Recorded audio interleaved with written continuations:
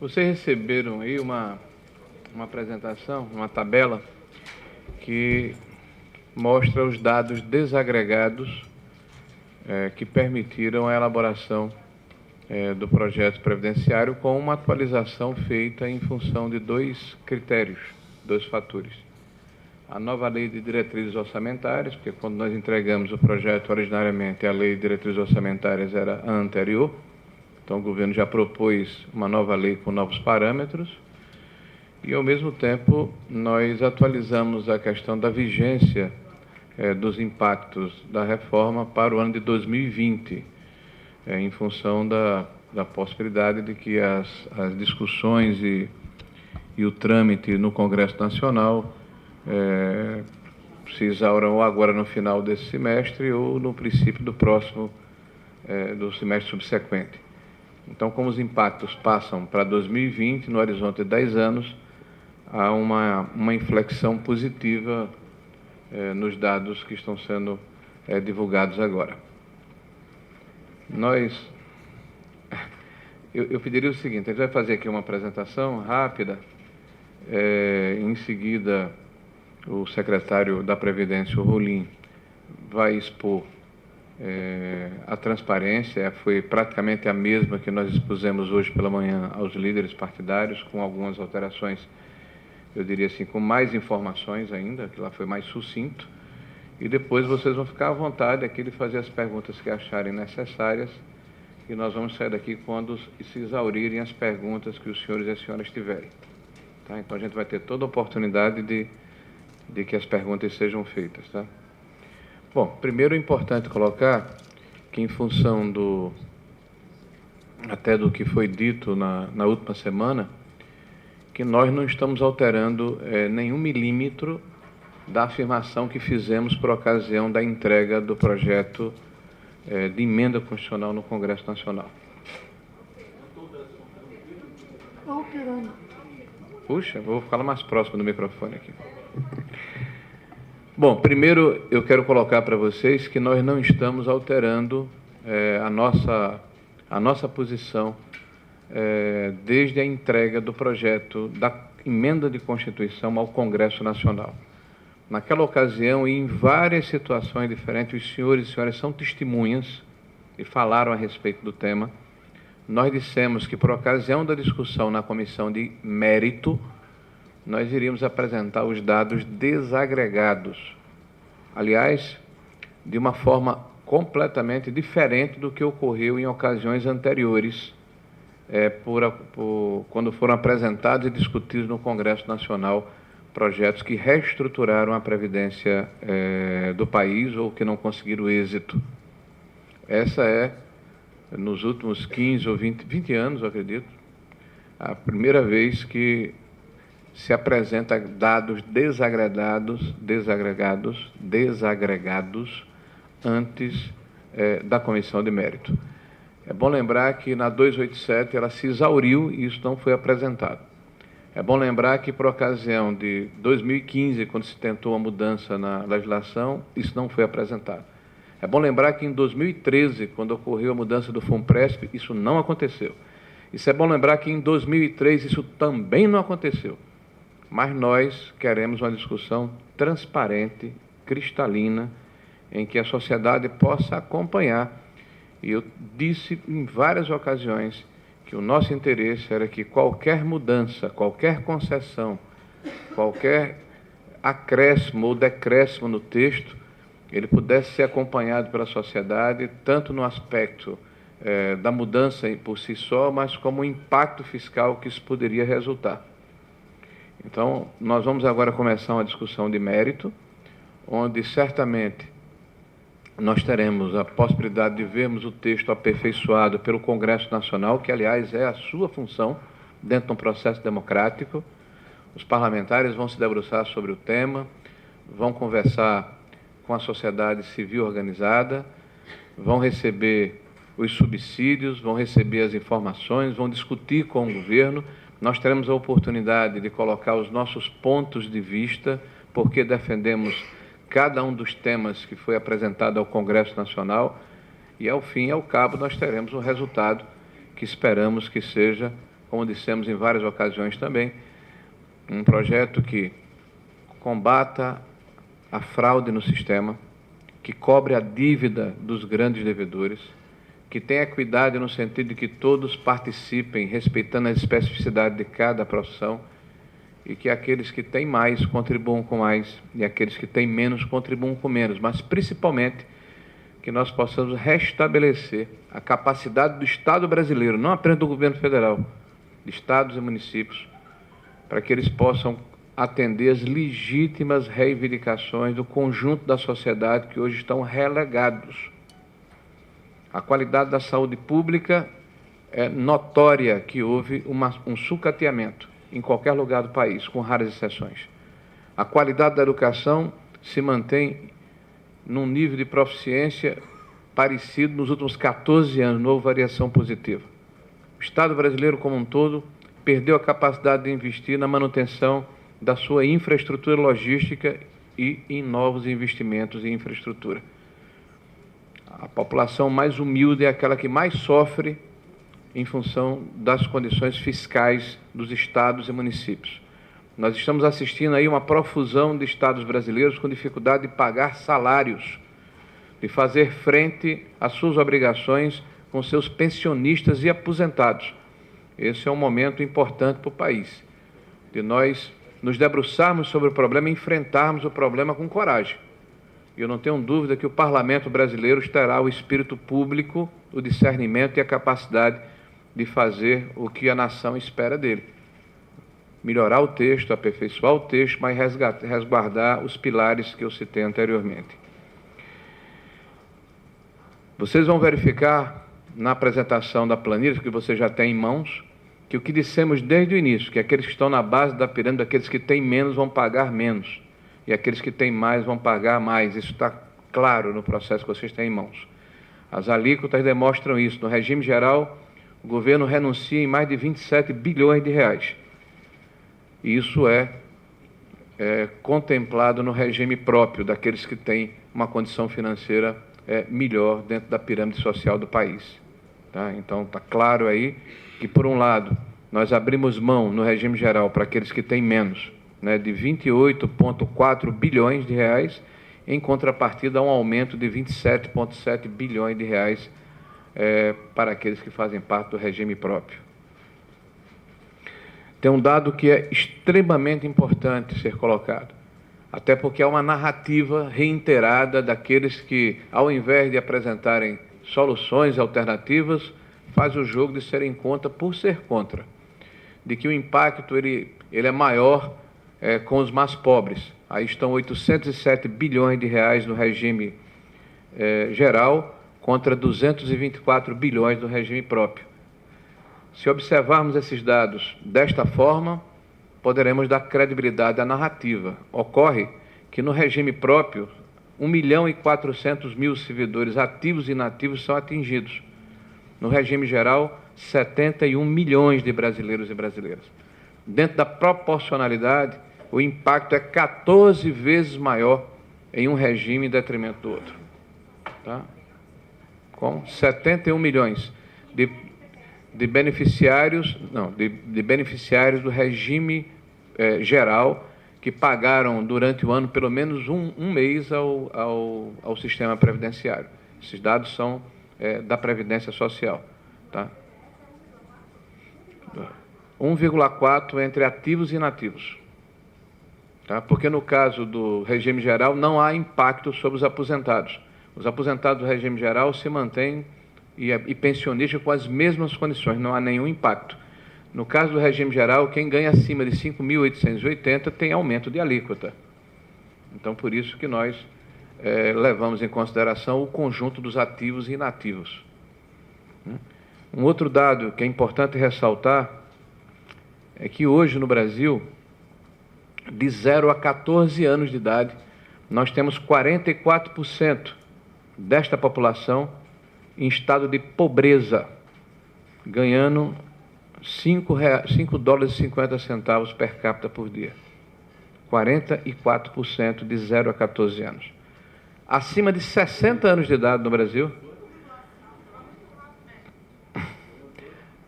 de 0 a 14 anos no Brasil, dados de 2017, ganhando 5,50 dólares per capita por dia, até 5,50 dólares per capita por dia, nós temos 44% dessa população. Acima de 60 anos de idade, nessa mesma condição, nós temos 8,1% da população. Nós investimos no Brasil, ano passado, 712 bilhões de reais em assistência e previdência. E investimos no Brasil 74 bilhões de reais em educação, 10 vezes menos. No Brasil se fez um pacto civilizatório, 712 bilhões com assistência e previdência contra 74 bilhões em educação. O ano passado. No Brasil se fez um pacto civilizatório de se ajudar as pessoas pobres com deficiência e de se ajudar as pessoas, os idosos pobres, que ganham até 1/4 de salário mínimo de renda per capita por mês. Nós precisamos reestruturar o Estado brasileiro para que nós possamos atender o nosso futuro, para que nós tenhamos condição de atender os mais pobres, os mais frágeis, as crianças e jovens que estão à margem desse processo de proteção social, ou são muito pouco atingidos. Nós temos hoje uma situação no Brasil em que estamos vendo um discurso muito forte contra a questão do BPC. Vocês vão verificar mais adiante qual o impacto já devem ter em mãos. Quem ganha R$ 250 por mês, que é a renda per capita da elegibilidade para se recepcionar pelo LOAS, o BPC, que nós estamos proporcionando, a partir dos 60 anos de idade, a nossa proposta é que lhe seja oferecido R$ 400 a mais. Quem ganha R$ 250 e vai receber R$ 400 a mais, certamente fará diferença na vida dessas pessoas. E nós estamos falando de mais de 2 milhões de indivíduos que ao longo de 10 anos poderão ser atingidos, poderão ser alcançados por essa medida. Por isso que nós vamos levar essa discussão para a comissão especial, respeitando aqueles que pensam diferente, mas entendendo que é importante aprofundar a discussão, para que a sociedade tome conhecimento de quais são os fundamentos que nos levaram a ofertar a esta população, uma população pobre, uma população fragilizada, a antecipação do recebimento. Nós temos hoje no Brasil uma situação que é uma bomba demográfica. Na década de 40, nós tínhamos 7,5 idosos por 100 pessoas. Em 2020, nós temos 20,6 idosos por 100 pessoas, ou seja, no próximo ano. Em 2050, nós teremos 52 idosos para cada 100 pessoas.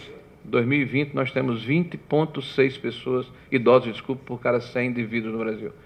Em 2050, essa proporção vai para 52,1. Não entender que nós temos uma bomba demográfica que vai explodir no colo da sociedade brasileira é não respeitar os números. Então, a situação precisa ser enfrentada, e é o que nós queremos e pretendemos fazer. Na década de 40, a sobrevida, ou seja, o tempo de sobrevivência de um cidadão médio brasileiro após a sua aposentadoria, era de 13 anos,2. Agora, nós temos uma sobrevida que beira 23 anos, está 22,4, praticamente dobrou.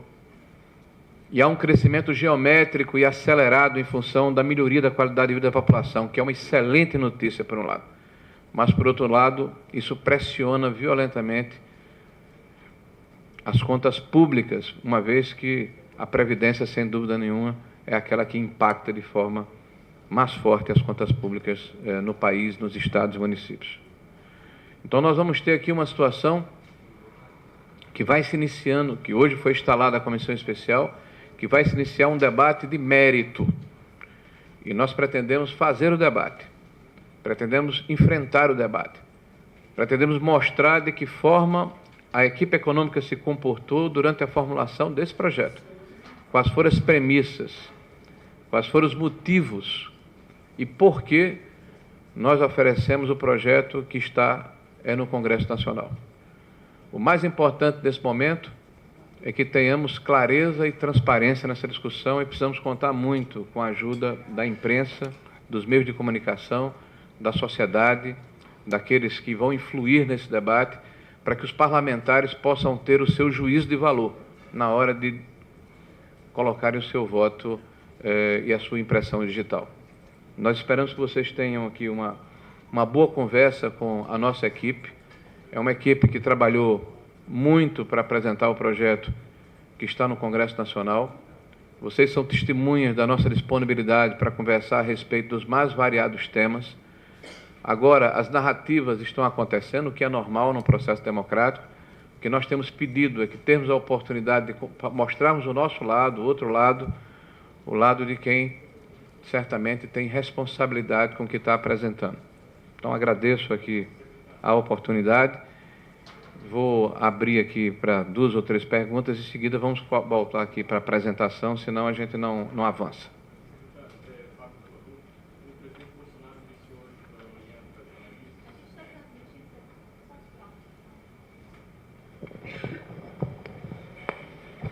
Fábio do Valor. Bom dia, secretário. O presidente Bolsonaro disse hoje a jornalistas que espera uma economia mínima da reforma da Previdência de pelo menos 800 bilhões. Esse número está abaixo da economia prevista e demandada pelo Ministério da Economia, que é de mais de 1 trilhão. Os senhores mesmo atualizaram esse número para até um pouco acima do que era previsto inicialmente. Queria entender se é isso mesmo que o Ministério da Economia entende hoje, que o mínimo necessário são 800 bilhões, e queria saber se com a economia de 800 bilhões já é possível lançar o sistema de capitalização defendido pelo ministro. Bom, primeiro eu vou reiterar o que eu tenho dito desde o início. O projeto que nós apresentamos é o que nós vamos defender na Comissão Especial na sua integralidade. A exceção feita às concessões da Comissão de Constituição e Justiça, que já foram ultrapassadas, mas que não tiveram impacto fiscal. Nós estamos propondo um projeto de 1.236 bilhões de reais. Esse projeto nós vamos defender. Nós acreditamos que quanto maior o impacto fiscal, maior a capacidade do governo de resolutividade no sentido de fazer os investimentos necessários para alcançar o conjunto da sociedade brasileira. Acredito que a fala do presidente foi no sentido de que vai respeitar o parlamento brasileiro, que vai respeitar as negociações, as tratativas, mas, ao mesmo tempo, ressaltar aqui o espírito público do parlamento. Hoje eu estive reunido com pelo menos uma dezena de líderes que representam a grande maioria do parlamento brasileiro, e o sentimento que eu trouxe da casa do presidente Rodrigo Maia foi um sentimento de apoio, foi um sentimento propositivo, foi um sentimento de que estamos engajados nessa pauta que ultrapassa o próprio governo. É uma pauta da sociedade brasileira, é uma pauta do Brasil, é uma pauta que interessa a todos aqueles que têm bom senso e sabem da necessidade de reestruturarmos o Estado. Nós tivemos agora há pouco o CAGED divulgado, onde 42 ou 43 mil empregos foram subtraídos após um mês em que 172 mil empregos foram criados. Isso demonstra claramente que nós precisamos restaurar a confiança da economia. Precisamos fazer com que aqueles que empreendem, que aqueles que investem, que aqueles que acreditam no Brasil, continuem a acreditar no Brasil. Tanto aqueles que aqui estão, como aqueles que estão lá fora. Porque quem gera emprego, renda e oportunidade é a iniciativa privada. O governo ajuda no sentido de organizar, de desburocratizar, de fazer o seu papel para dar o conforto necessário para que os investidores façam a sua parte e gerem oportunidades para a sociedade brasileira. Então, eu não tenho dúvida de que o embate se dará na comissão especial. Nós vamos defender na integralidade a proposta, agora vamos respeitar a vontade do parlamento, que, por maioria, pode, eventualmente, modificar o projeto. Secretário, só a segunda pergunta sobre a capitalização. É possível lançar com 800 bilhões? Olha, a capitalização, se vocês observarem o texto, ela, inclusive, ela permite o que nós chamamos de custo de transição ser bastante mitigado através do nocional. Porque as pessoas comparam o projeto que está em tela, muitos deles sem terem lido o que está lá.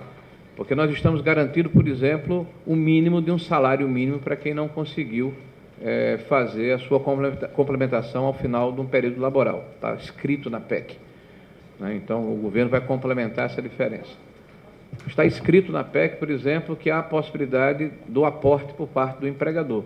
Está inscrito na PEC um rol de garantias, desde a questão do seguro natalidade, do seguro saúde, da longevidade. Então, está escrito, tem um rol na PEC.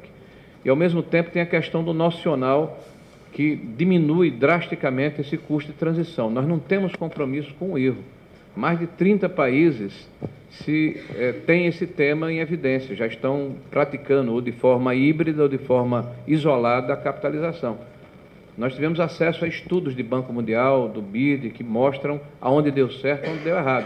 Esse tema vai ser debatido, caso seja aprovado, esperamos que sim, dentro da PEC, numa lei complementar, onde os detalhes vão ser, evidentemente, levados em consideração. Mas imagino que o senhor já tem esse patamar mínimo para... Sim, o ministro tem afirmado que há uma necessidade desse trilhão para se lançar a capitalização, mas boa parte desse custo de transição seria mitigado, seria diminuído com o nocional, que é o mesmo sistema que existe hoje na Noruega, na Suécia, na Itália, no Canadá. Então é correto pensar que em 800 bilhões não se lança?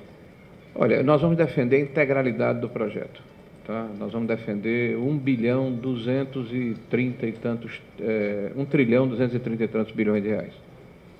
Pois não.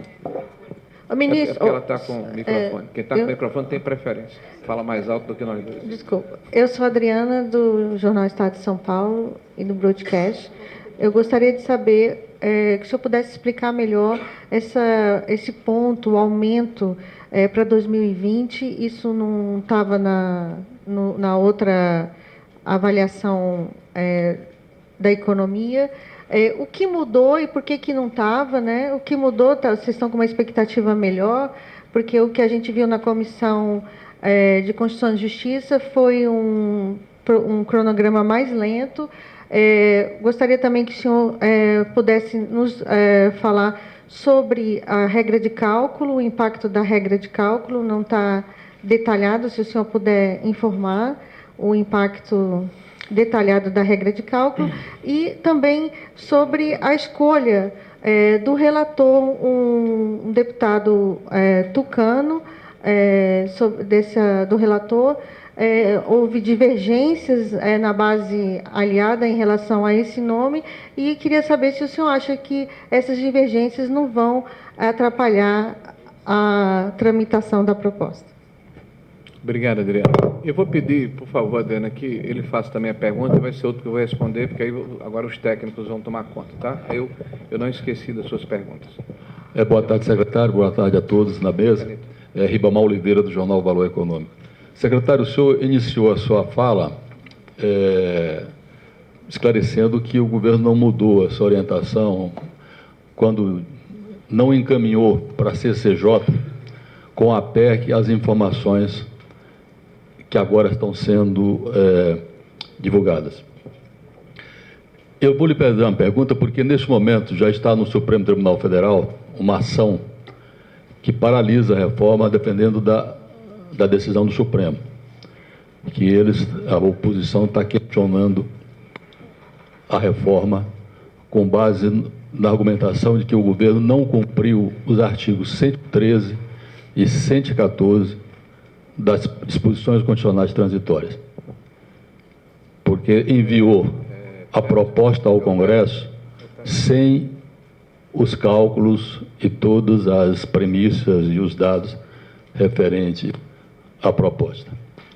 O senhor, como é que o governo pensa essa questão? Ou seja, qual é a avaliação que o governo faz do artigo 113 e 114 da Constituição, da DCT? Bom, vamos começar aqui por Adriana, depois eu respondo ao senhor.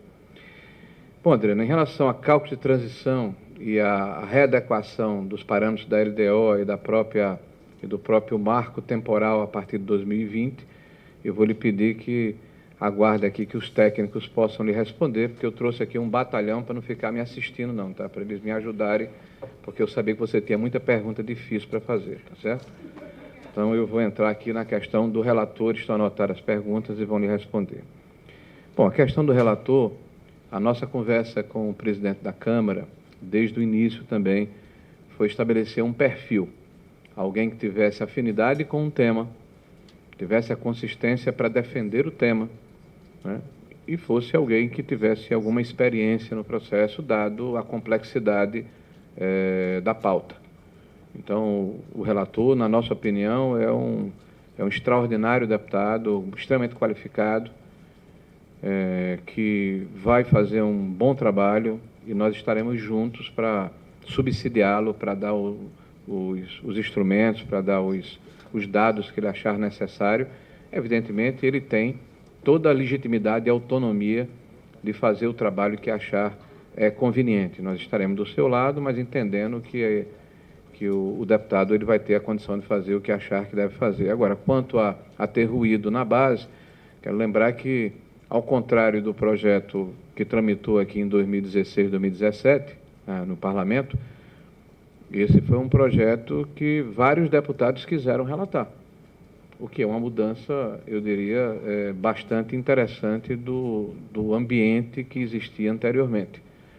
Né? Eu participei dos dois processos, dos dois momentos. Na época, eu relatava a reforma trabalhista, e poucos deputados se pronunciavam publicamente em apoio à reforma da Previdência. Era um tema praticamente intestino, in pectoris. Agora, centenas de deputados já falaram a respeito do tema, de forma positiva. Tá? Eu visitei pessoalmente mais de 11 bancadas, Adriana.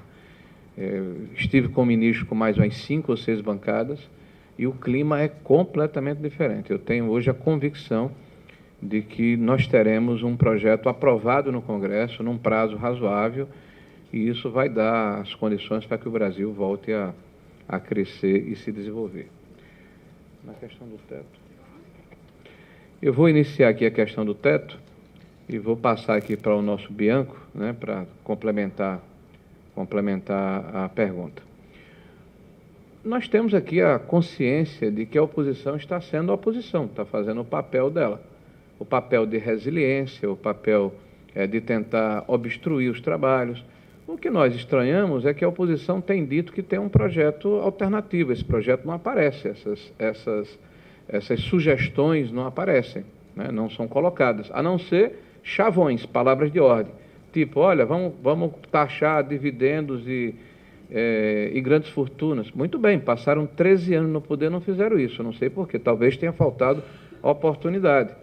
Né? E nós não estamos nos negando a receber contribuições. Nós temos aí, logo após a reforma previdenciária, uma reforma tributária, e certamente esses aspectos serão levados em consideração. É bom lembrar também que quem acusa de falta de transparência, eu vou repetir aqui, em 2003, o projeto que o presidente Lula enviou, não houve esse detalhamento de dados. Em 2013, também não houve. Em 2015, também não houve. Então, a oposição está reclamando do que ela não fez.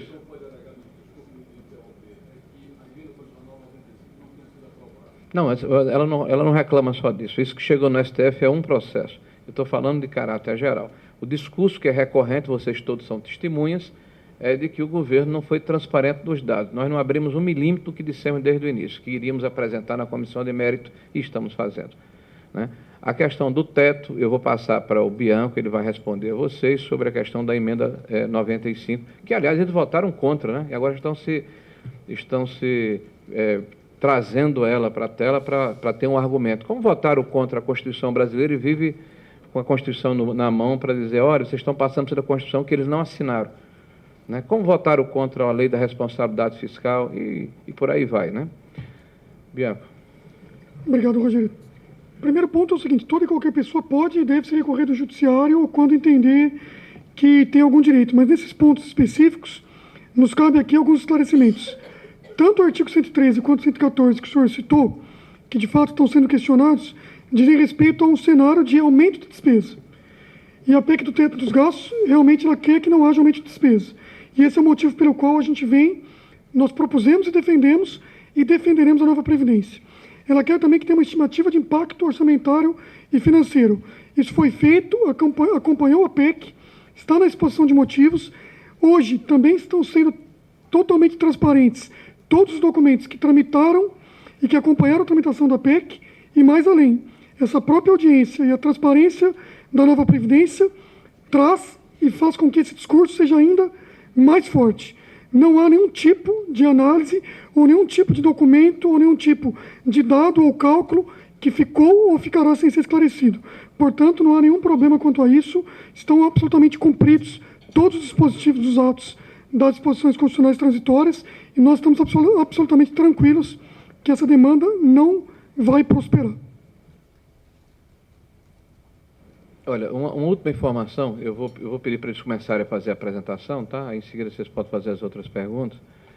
Hoje ainda, até o final do dia, todos os documentos de resposta que demos aos deputados ontem, e já foram entregues ontem no prazo regimental no Congresso Nacional, estarão disponíveis na nossa página, bem como esses documentos que o Bianco falou há pouco, que orientaram e fizeram com que nós pudéssemos enviar o projeto para essa casa, vão estar disponíveis no nosso site. E essa transparência, estudos feitos pela SPE, que é a nossa Secretaria de Políticas Econômicas do Ministério da Economia, que mostra uma série de impactos relevantes e importantes para que nós possamos nos debruçar sobre o tema. E agora eu peço que vocês deem aqui uma oportunidade para que o Rolim possa fazer a apresentação e, em seguida, voltar nas perguntas. Geraldo, eu vou deixar por causa de Fernando, tá certo? A última.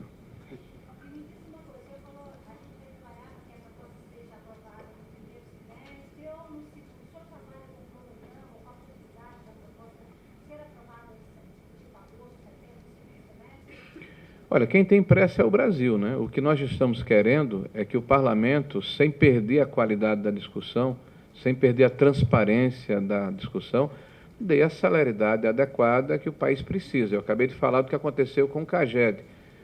Ontem mesmo o mercado já está dizendo que haverá uma diminuição do nosso crescimento do produto interno bruto. Quem perde mais com isso é o conjunto da sociedade brasileira, portanto os mais pobres. Então, nós achamos que há necessidade de se virar a página, se virar a pauta da Previdência, porque tem pautas importantes que estão aguardando, né? Tem a reforma tributária que está sendo cobrada, tem a questão do Pacto Federativo, que o ministro tem falado a respeito, para se retirar a concentração de recursos de Brasília e passar para estados e municípios. Tem a questão da própria abertura econômica. Nós somos um país que é a 8ª economia do mundo, mas um dos países mais fechados comercialmente. A própria desburocratização e a revogação de atos normativos que impedem a questão do empreendedorismo, né? Então, há uma série de outros projetos importantes, pautas relevantes, pautas que significam notícias boas para a economia e para a sociedade brasileira, que precisam vir à tona. Mas, para que elas aconteçam, é necessário que tenhamos equilíbrio fiscal. E isso só se dará com a aprovação do projeto da nova Previdência. Então, agradeço a vocês. O Leonardo Rolim vai falar agora. Ok, Rogério. Obrigado. Bom, vou apresentar aqui rapidamente, que eu acho que o principal é responder as perguntas de vocês, o modelo e os números, né? Bom, então, o modelo de projeções fiscais do regime geral, ele é um modelo que foi desenvolvido e vem sendo aperfeiçoado desde 2016. Cada dia que passa, nós aprimoramos mais esse modelo. Ele foi desenvolvido em conjunto pela Secretaria de Previdência, Secretaria do Tesouro, a SPE e o IPEA. Ele tem um arcabouço metodológico que segue os melhores padrões internacionais, como do Banco Mundial e da OIT, e é o mesmo que foi utilizado nas estimativas da PEC 287, agora mais aprimorado, com mais detalhes, com mais segurança em relação aos números, bem como o mesmo que foi utilizado no PLDO 2020, que foi apresentado há pouco tempo. O detalhe do modelo metodológico está como um dos anexos, né, o anexo 4, item 5, do projeto de lei de diretriz orçamentária de 2020, que o sistema é o mesmo. Em relação à projeção dos regimes próprios, o modelo é um modelo de avaliação atuarial que foi desenvolvido pela equipe de atuários da Subsecretaria dos Regimes Próprios da Secretaria de Previdência. É um regime que é um modelo que trabalha também com metodologias de avaliação atuarial reconhecidas internacionalmente. É um modelo padrão de avaliação atuarial. Quem é do meio conhece, e é feito com base em microdados de todos os servidores da União, de todos os poderes. Volta um pouquinho. Eu estou fazendo um paralelo entre os dois. Em relação ainda ao regime geral, né, o modelo de projeção trabalha com cortes populacionais, não são dados individualizados, ao contrário do regime próprio, que sim, nós trabalhamos com microdados de todos os servidores. Na maioria das projeções que se faz de regimes complexos, como o regime geral, se trabalha dessa forma, com cortes e não com dados individualizados. O regime próprio, como é um universo menor e com muito menos volatilidade, é mais adequado se trabalhar com dados individualizados de cada servidor. Para se ter uma ideia da complexidade do modelo, o modelo é composto por 30 planilhas com um total de 2.200 abas. Então, procura-se fazer nesse modelo uma análise de todas as principais características do regime geral e dos segurados, das mais diversas formas de contribuição e de participação na Previdência. Então, esse modelo ele tem a abrangência de clientela urbana e rural, com sexo, inclusive com as tábuas de mortalidade separadas, de homens e mulheres.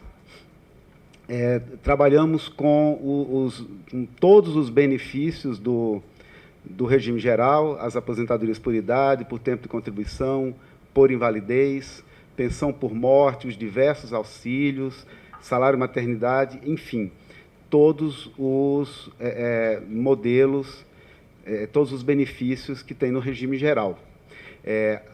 As fontes de dados utilizadas, são aquelas que existe de melhor, que são os dados do próprio INSS em relação aos benefícios, além das projeções populacionais do IBGE e algumas informações também da PNAD, tanto que também é do IBGE. Pode passar o próximo. Bom, aí é um detalhamento do modelo, como ele funciona, daquilo que eu falei, das diversas planilhas que nós temos. Então, ela trabalha com a despesa, com a receita, tem uns premissas, e daí já vou explicando. Dependendo da premissa que for utilizada, vai ter algumas diferenças, sim, entre o nosso modelo e um modelo que seja feito por outra instituição. Porque, vou dar um exemplo, a premissa de PIB, essa premissa ela vai ter um efeito sobre a receita e, futuramente, sobre os benefícios. Da mesma forma, em relação à massa salarial. Outro indicador também que é muito importante em relação às premissas é o salário mínimo. Como no regime geral, uma parcela substancial dos benefícios está vinculada ao salário mínimo, então a premissa utilizada para o salário mínimo ela vai refletir numa diferença dos valores. Então, naquela primeira, aí já respondendo um pouco da primeira pergunta, no primeiro cálculo que nós fizemos para o envio da PEC, nós trabalhamos com as premissas de curto prazo da Lei de Diretriz Orçamentária de 2019, que era o documento vigente naquele momento. Agora, já temos o PLDO 2020, então alteramos as premissas de curto prazo para as premissas que estão no PLDO. As premissas de longo prazo continuam as mesmas que nós utilizamos anteriormente. Nesse foi utilizado, nesse que vocês receberam hoje, foi utilizado em relação ao salário mínimo, por exemplo, em relação ao PIB, em relação à massa salarial, os que estão no PLDO 2020. No anterior, era na LDO 2019.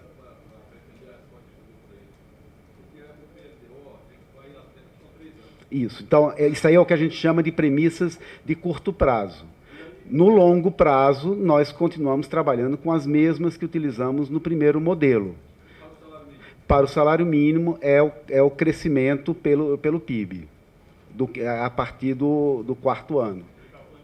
Sim, exatamente. Na verdade, o conceito é inflação mais PIB, mas a gente está trabalhando aqui sempre com dados deflacionados, com valores reais. É um detalhe importante, porque no PLDO lá está com inflação. Porque na lei orçamentária você tem que trabalhar com dados nominais e não com reais. Então, aquele que vocês vão ver no anexo do PLDO, ele vai dar um número diferente, porque tem inflação ali dentro. Vai dar um número muito maior. Então, no que a gente está trabalhando aqui, o objetivo é verificar, comparar no cenário base, que é o cenário atual, com o cenário da PEC, as diferenças. Então, você tem que trabalhar com valores reais.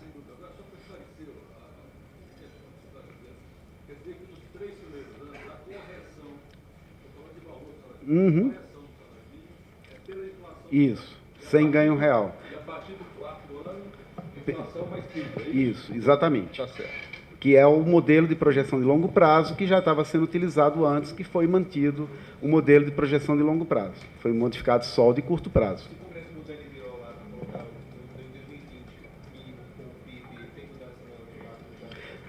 Tem, claro, tem mudança sim. Agora, é bom deixar claro que o que a gente está mostrando aqui é a diferença entre os dois cenários. Então, tem mudança na diferença entre os dois cenários, dependendo do salário mínimo? Tem, mas não é tão grande quanto o valor absoluto. Porque eu vou comparar um cenário sem a mudança, sem a nova Previdência, e o cenário com a nova Previdência. Então, por que vai dar diferença entre um e outro? Porque, dependendo das mudanças de regras, você vai ter benefícios que seriam maiores, e quando eu reduzo o custo, né, do sistema, por exemplo, um benefício vai ser recebido por menos tempo. Então, esse benefício, eu vou ter um ganho maior se o benefício for maior do que ele sendo menor. Por outro lado, nós temos efeitos inversos. Então, não é tão trivial, num sistema tão complexo como o regime geral, você estimar de imediato o efeito na comparação entre um modelo e outro. Claro que, do ponto de vista de despesa absoluta, se o salário mínimo tiver aumento real, a despesa absoluta é maior, isso é óbvio.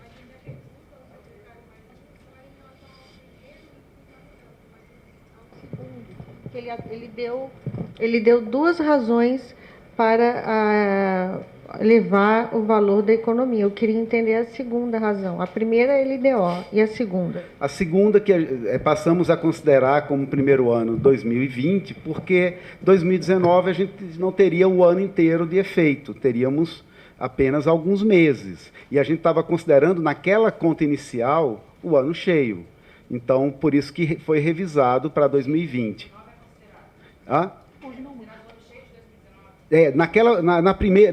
No primeiro cálculo, sim. Agora a gente está ignorando o ano 2019, porque teremos alguns meses, né, e não sabemos quantos, espero que alguns, mas o efeito de 2019 não está sendo considerado nessa nova conta. Está sendo considerado o efeito a partir de 2020, como, inclusive, no projeto dos militares a gente já fez assim. Não sei se vocês perceberam. No dos militares nós já modificamos, quando apresentamos aqui, apresentamos de 20 a 29. Né? Então, porque o dado de 19 era um dado que não era adequado, porque considerava o ano inteiro.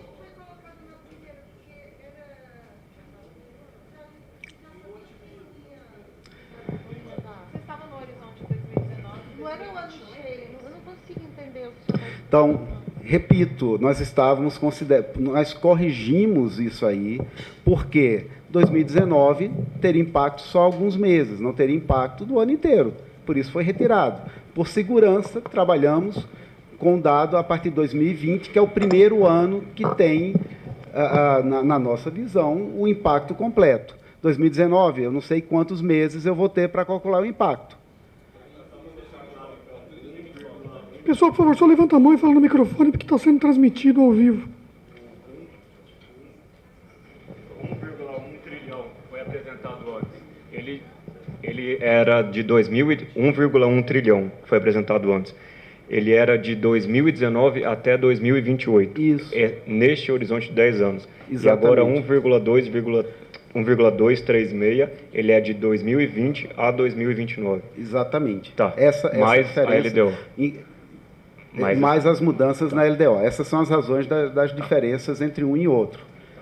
Porque você pegou um ano mais na frente, que quanto mais tempo passa, maior o impacto, porque você vai ter mais pessoas dentro da nova Previdência em relação ao modelo antigo, já que a nova Previdência não afeta direito adquirido.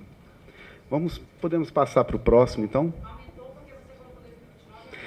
A principal razão é essa, não é só isso. Há também mudanças em função de mudanças de parâmetros, mas essa mudança é bem menos representativa, já que a gente está trabalhando com uma comparação entre cenário base e o cenário com a PEC, né? E não com números absolutos, mas sim com relativos de diferença entre um e outro.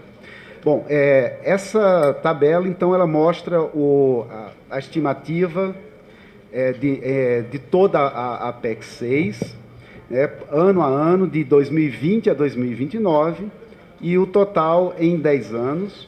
Então, no regime geral, o impacto estimado é de 807,9 bilhões, separado entre urbano e rural. O rural, 92,4 bilhões, no urbano, 743,9. Separamos por tipo de benefício, então, os grandes grupos de benefício, aposentadoria por idade, aposentadoria por tempo de contribuição. Dentro da aposentadoria por tempo de contribuição, foi separado a tempo de contribuição tradicional, professor e as aposentadorias especiais. Também temos aí as aposentadorias por invalidez, pensões por morte e demais benefícios. Aí seriam basicamente os auxílios. Além disso, temos o impacto no regime geral das novas alíquotas, que é um impacto negativo, uma redução de 28,4 bilhões em 10 anos. Temos também aí o impacto no regime próprio. O regime próprio da União, como eu falei, é uma metodologia diferente.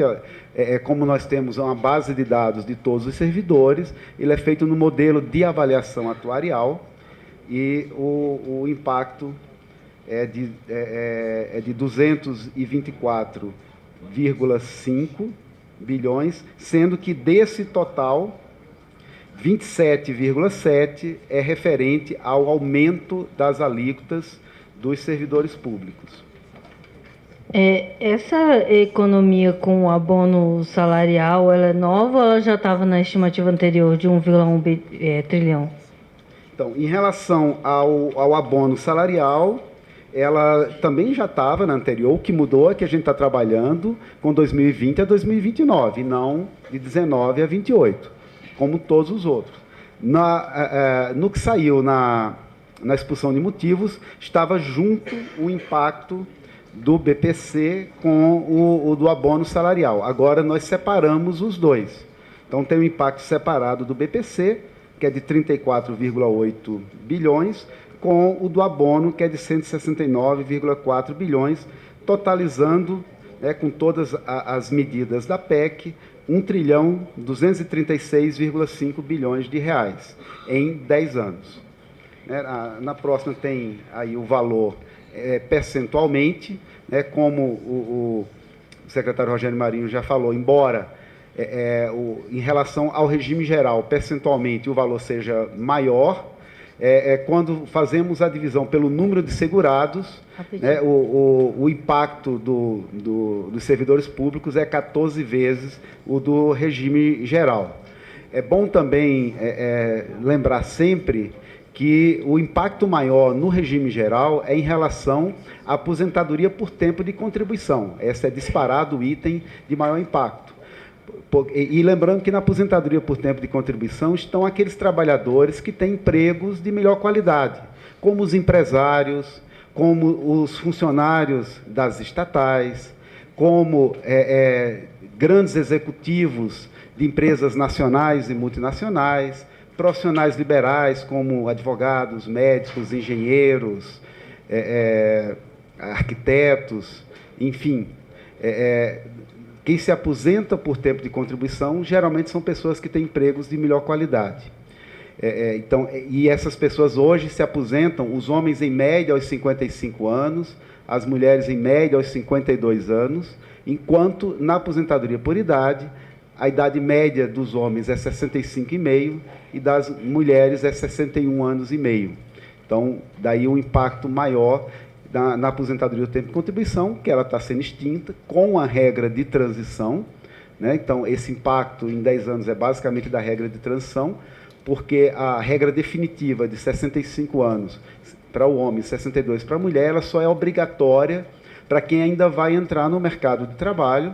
Todos os que já estão no mercado de trabalho podem utilizar a regra de transição e nos primeiros 10 anos, seguramente, quem vai se aposentar vai utilizar a regra de transição, exceto algum caso ou outro. Se for mais benéfico utilizar a regra definitiva, o segurado vai poder utilizar a regra definitiva.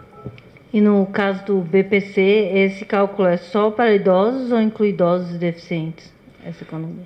Em relação às pessoas com deficiência, não há impacto porque não houve mudança nas regras. Então, eles continuam tendo a mesma regra que hoje já existe. É só em relação a idosos. Oi, Ludmila, do Poder 360. Ontem o deputado Rodrigo Maia falou que o custo da capitalização em 10 anos é de 400 bilhões. Eu queria saber se vocês confirmam esse dado e por que isso não está no detalhamento apresentado. Olha, nós não fizemos cálculo do custo de transição do sistema de capitalização, porque o sistema de capitalização ele não é implementado pela PEC. Vai vir uma lei complementar que vai implementá-lo. O custo de transição vai depender das regras que essa lei for definir. Vai ter, por exemplo, quanto vai ser a camada nacional e a camada de capitalização financeira. A camada nacional não tem custo de transição, só de capitalização financeira. Então, se ela for maior, o custo de transição é maior. Se ela for menor, o custo de transição é menor. Então, enquanto não definir isso, não tem como calcular custo de transição. Mas o ministro ele fala que precisa de 1 trilhão, então vocês devem trabalhar com pelo menos uma margem que é necessária para implantar o regime. Aí eu queria entender por que isso não está divulgado no detalhamento. Repito, não está divulgado porque não tem uma definição. Vai vir num projeto de lei futuro. Mas se é necessário 1 trilhão para que existe pelo menos uma margem de impacto. Não, então vamos lá. Uma coisa é o que o ministro entende que é necessário para que você tenha uma situação fiscal que permita que o Estado possa iniciar um regime de capitalização, livrando as futuras gerações de um sistema que, em função da demografia, está fadado a ser difícil de ser sustentado no futuro. Não, repito, não foi feito o cálculo, porque o cálculo depende do modelo que foi implementado. Mas o ministro da Economia está falando uma coisa que não tem um cálculo. Não é verdade. O ministro está falando sobre o impacto que permitiria o Estado ter um equilíbrio fiscal, e o Estado tendo equilíbrio fiscal pode iniciar um modelo de capitalização. São coisas diferentes. Uma coisa é o Estado estar com equilíbrio fiscal e poder arcar com um custo de transição para o modelo de capitalização, seja ele qual for. Outra coisa é você dizer que esse é o impacto da capitalização. O nosso problema de curto, médio e longo prazo do regime geral é o desafio demográfico, é um déficit que vai crescer nos próximos anos. Então, e isso está pressionando as contas do Estado, como todos sabem. Hoje, perto de 60% da despesa primária da União é com Previdência. E se nada for feito, em 2026 vai chegar perto de 80%. Então, é disso que o ministro está falando. Nós precisamos desarmar essa bomba para termos equilíbrio fiscal e tendo o equilíbrio fiscal, nós podemos implantar um sistema de capitalização. Só para a gente terminar aqui, são 2 últimos slides. Carol, por gentileza. Desde que nós fizemos a propositura da PEC, a gente vem dizendo que o sistema atual ele é um sistema que a gente costuma dizer que é o Robin Hood às avessas, que ele transfere renda do pobre para o rico. Então, nós achamos por bem demonstrar de forma gráfica, e esse é um estudo da Secretaria de Políticas Econômicas, que vai hoje também para o site,